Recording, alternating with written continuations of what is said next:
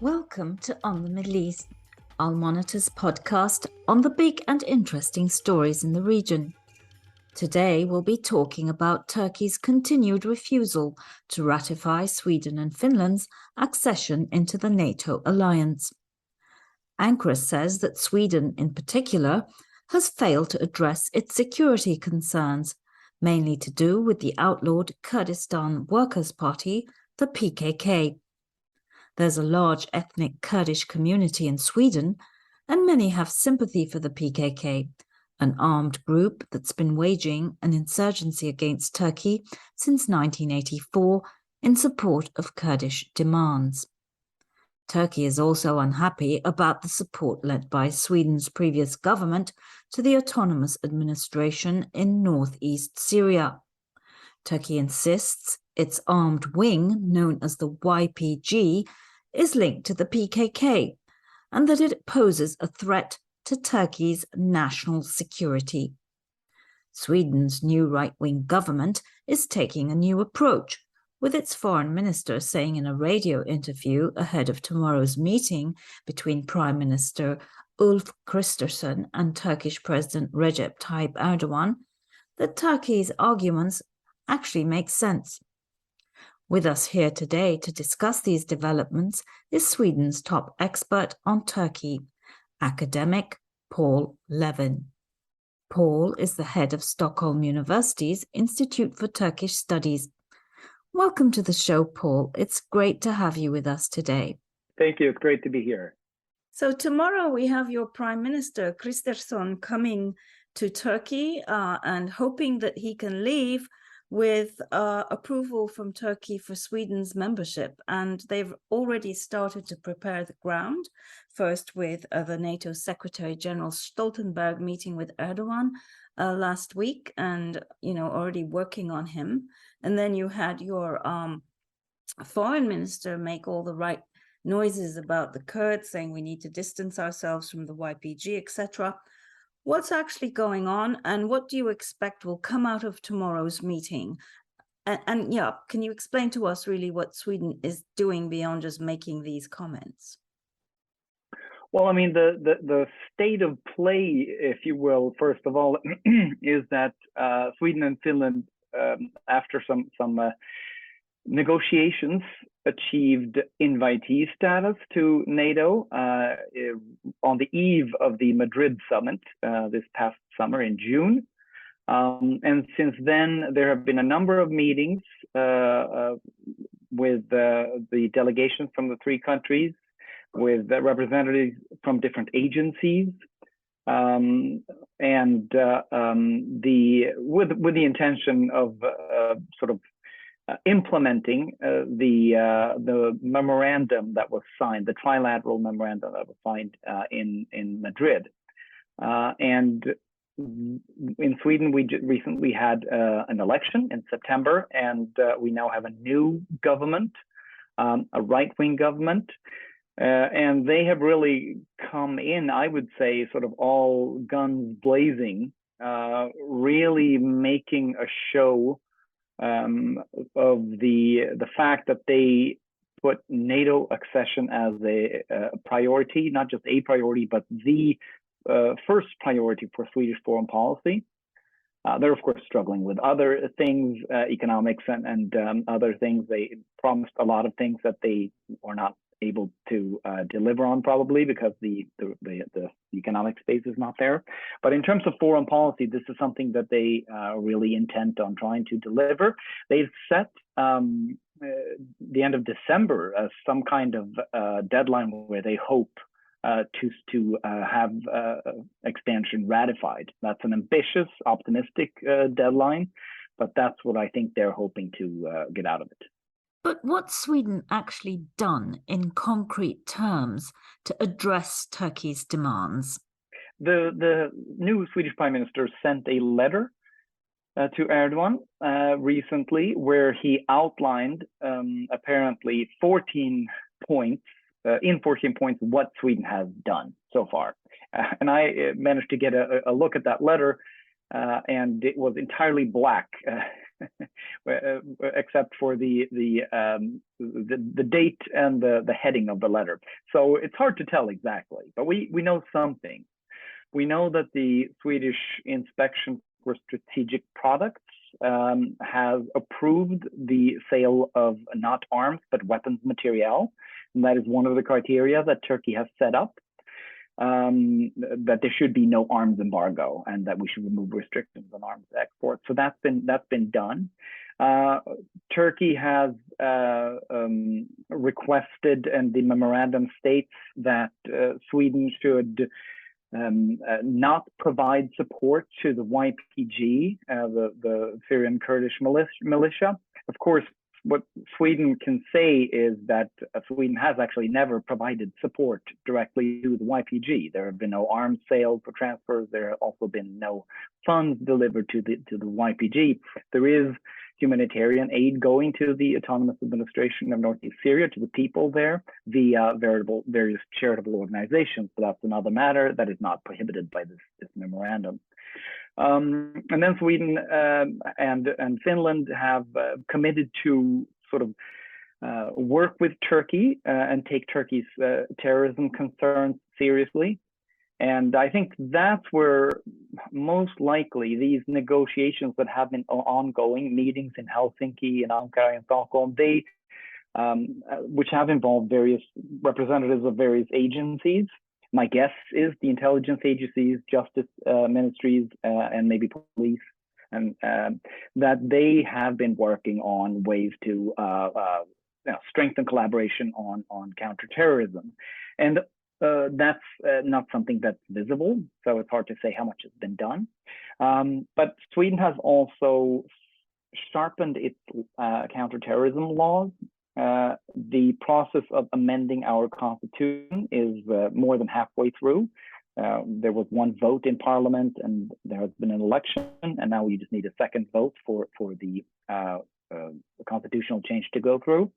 And those legislative sharpenings, the Swedish authorities are saying they will enable Sweden to go after terrorist organizations like the PKK with greater. So we know, though, that, for instance, they're not extending the residencies for people who are thought to have links with the PKK. So that's one thing we know they've been doing. But we also know that Turkey actually wants them to extradite various individuals. There's a list out there. Now, do you believe that this government, unlike its predecessor, will be more disposed towards doing that? And can they actually, without being in contravention of the rule of law in Sweden? Well, I think that's a hugely important question, and that's the one everybody, I think, has been focusing on, and for good reason, because Erdogan has publicly brought this issue up, and not just him, but other representatives of the Turkish Republic.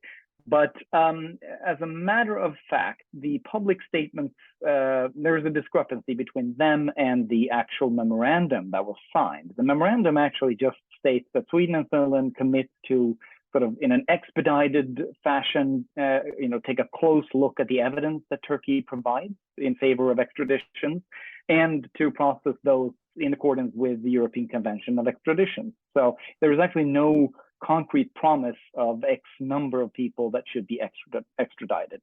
And I think the question of extraditions and also of deportations of asylum seekers, there are a number of asylum seekers from Turkey that are deemed to have ties with the PKK, according to judgments made by the Swedish security services. I think those are difficult matters. I think the extraditions it's almost impossible. It seems to be for various legal reasons. And I also think that the matter of deportations, we'll see, but that to me also seems difficult. But I don't know if you had a chance to see this, Amberin, but this very morning, Fahrettin Altun, the head of the Turkish communications directorate in the Turkish presidency, and Erdogan's English language spokesperson, if you will, wrote an op-ed in the Swedish daily with the largest circulation, in which he sort of expressed some optimism. And it was interesting. He reiterated Turkey's demands, but he only reiterated two of Turkey's demands, and extradition was not among those. So he said that Turkey has demanded that Sweden lift restrictions on arms exports, and that Turkey wants collaboration on terrorism, or counterterrorism measures. Yes, but as you pointed out, Turkey has already lifted the ban on arms exports. So why Sweden would has, yeah. Sorry, Sweden. So why would he even bring that up, other than in the context of saying, "Hey, you guys have done this, so thank you, and here's what else we'd like." But getting back to the extraditions, we're in an election cycle in Turkey, and Erdogan needs to show something for this tough stand of his. So he's going to want a body, So I mean, there is a lot of concern, I believe, in Swedish civil society. We've seen a lot of op-eds on this subject, that indeed this government, and given its political leanings to the right, and the fact that it's been being supported by a far-right party from the outside, that it may, in the case of individuals where there are loopholes, legal loopholes, can actually, send a few back. I mean, as a Swede, looking at this more broadly, aren't you concerned, and we've had this conversation before, Paul, that this really goes to the heart of your country's democracy? Yeah, no, you're right to bring this up. And it's a big discussion in Sweden. And I mean, the context is that we now have a right-wing government with the support of the far right. And they have promised a much tougher immigration policy. The fact is that after the sort of initial generosity of Sweden in the refugee crisis of 2015, in the aftermath of that, the Social Democratic government actually closed the borders pretty much. They tightened up migration policy very severely. And this government now promises to tighten it up even more to the very minimum standards required by the European Union. So I think that is the broader context. But in Sweden, sort of the election promises, campaign promises, and the sort of manifesto that the government has presented in an agreement, that is not yet policy. It's not legislation. So I'm not sure the extent to which that actually affects the judgments made by the relevant authorities. In this case, it's the migration agency, and in some cases, the migration court, that makes determinations regarding who can be sent back to what country. But there, as I mentioned, there are some, I think, some 30 asylum seekers from Turkey that have had their applications denied, according to news reports. So I want to put that caveat out there. This is over the past year, right? Yeah, and I mean the determination. So the rejection was based on a determination by the Swedish security services, and those determinations, as far as I'm aware, were made last year. So far before this became you applied for NATO. Yeah, so it's not. In other words, that is not a concession to Turkey's demands. That is the independent judgment based on the security services. Now those are secret. So all we can do is sort of trust that they're done on a solid basis. But the question still remains if Turkey is a country where the rule of law is such that you can safely deport people, and whether there is a risk of torture. If there is a risk that they face torture, then I think according to the Swedish law and practice, you cannot extradite them. However, there is a case that could serve as a precedent. In 2020, Swedish authorities did deport a PKK suspect to Turkey after rejecting his asylum. So it is not something that, if we were to see deportations now, it is not something that we have not done in the recent past, so it would not be inconceivable. But I think it would raise a lot of questions. And as you say, there are a lot of people that are concerned, not the least Swedish Kurds. Oh, absolutely, which is an important community in Sweden, but also one that has quite a bit of political support. So it's going to be interesting to see how this plays out in your domestic politics. But getting back to the Syrian Kurds, who used to be very welcome in Stockholm, I guess what this means for them is that they will not be welcome anytime soon, at least for the duration of this current government. No, this government has made it clear now that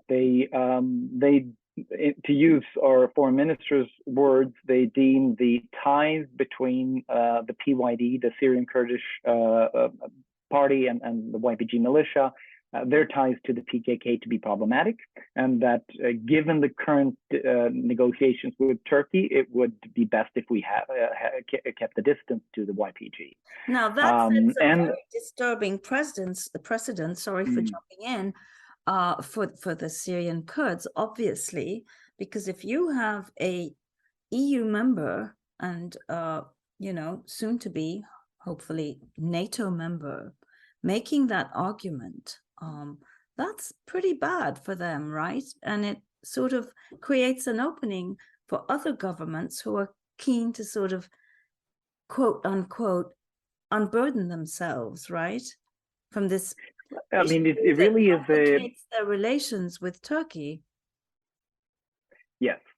It really is a sort of diplomacy victory for Turkey, one would say, because in this they have managed to push Sweden, which has a long tradition of being quite a strong supporter of the broader Kurdish cause, if you will, and which had good ties to the PYD, the Syrian Kurds. And after Turkey invaded in 2019, Sweden was very vocal and very critical of that and pushed for arms embargoes in the European Union. So this is a big shift. It is, however, a shift that was initiated by the previous government, the Social Democratic government, when they signed this trilateral memorandum. But you're right. I mean, as much as this is a victory for Turkey, it is a loss for the Syrian Kurds. Of course, the PYD has an office, a representation in Stockholm. To my knowledge, it does not have many similar offices. I imagine you might know more than I do, Amber. And I know they opened a few offices, but they also were forced to close them. As far as I know, yeah. They had Prague, I believe, that got shuttered pretty fast. Yes, and if I'm not mistaken, I need to double check that. But so, do you think this office will get shut down now? Well, that's an interesting question. That remains to be seen. But at the same time, I don't think that one should exaggerate the importance here. I mean, for the Syrian Kurds, yes, it is a political loss. But it is, of course, American troops and to some extent, perhaps Russian, that are the ones that stand between them and a Turkish potential invasion, not any Swedish presence, of course. And Salih Muslim commented on these recent remarks by the Swedish foreign minister, saying that he did not expect this. And Salih Muslim is, of course, the PYD. He commented and said he did not think that this would really amount to much on the ground. In fact, he pointed out Sweden has never had formal ties with the PYD or YPG. And moreover, when our foreign minister made the remarks in an interview over the weekend, he also noted that humanitarian assistance would not be affected by this. Yes, of course, humanitarian assistance is extremely important to them, without question. But one of the, main sort of agenda items for this autonomous administration in northeast Syria is international legitimacy. That's something they're fighting very hard for. So in that sense, it really is a setback, as you said. Finally, Paul, just, you said this would be a diplomatic victory. Would you say that Erdogan has played his cards well in all of this? That is a different question. I think he's won a short-term diplomatic victory, and I mean, in that he has pushed Sweden much further than many other NATO member states when it comes to relations to the YPG and PYD. But all of these short-term victories that he can wrest out of foreign counterparts by playing tough and making harsh demands and being quite belligerent, they come at also, I think, a heavy cost, a long-term price. Even though the current Swedish government is now saying that yes, both now and as a member of NATO, we will respect Turkish national security concerns. I think Turkey has made irreparable damage to Swedish-Turkish relations. The perception of Turkey among a broader Swedish public has been very damaged. I think it might be even more damaged in Finland, where they were very upset at what they perceived to be the rather reckless way in which Erdogan first sort of allowed Sweden and Finland to go ahead with applications, promising that he would not veto, and then putting in the veto. It's almost I mean, for Finland, because they were the ones who pushed so hard for Turkey's accession talks. Martti Ahtisaari, if I'm pronouncing his name correctly, wasn't he like one of the architects of opening full membership talks with Turkey? Yes, and I mean Sweden, even though Sweden has been a critic of human rights abuse, Sweden has also been a strong supporter of Turkish EU accession, and so in that sense, I think they're gaining a formal ally, but it comes at a heavy cost, I think, and I think also that is something that plays into. My guess is that this is also something that plays into Ankara's consideration. They can pursue this veto line for some period of time, but increasingly now Turkey is becoming isolated. So right now, all NATO member states except Hungary and Turkey have ratified the accession of Sweden and Finland. Hungary has declared that they will consider this most likely, or there are reports that Hungary will consider it by mid-December. Which is when their parliamentary term ends. And Swedish and Finnish heads of government have reported that they've gotten good signals from the Hungarian president. So, and then we saw the rather uncharacteristically harsh press conference with the NATO Secretary General, who usually is one who always underlines that he understands Turkey's legitimate security concerns, right? That's his normal line. This time he actually came out and said, now it's time to accept this expansion. So I think that probably played a lot of criticism for being very soft on Turkey. Let's not forget that either. Yes, I mean that's something that many people have commented on for quite some time. It's not unreasonable because he's head of an alliance in which Turkey is an important member, so he represents Turkey. But here he did come out and sort of put pressure on Turkey as well.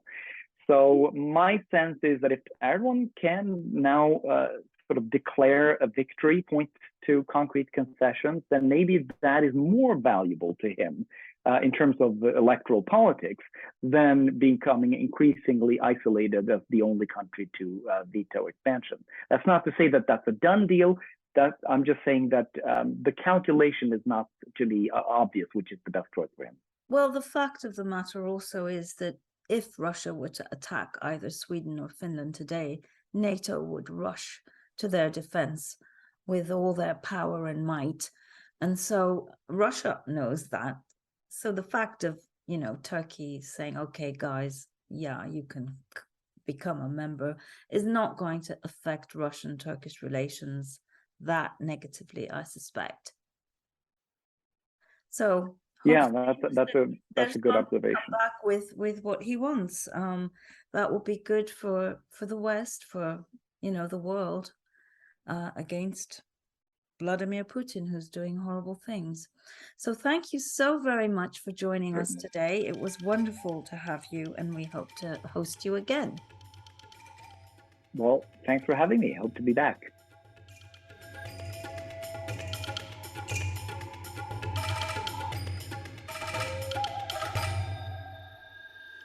And this brings us to the end of On the Middle East. I hope you enjoyed this podcast, and if so, please do share it on social media. We need your support. Thank you and goodbye.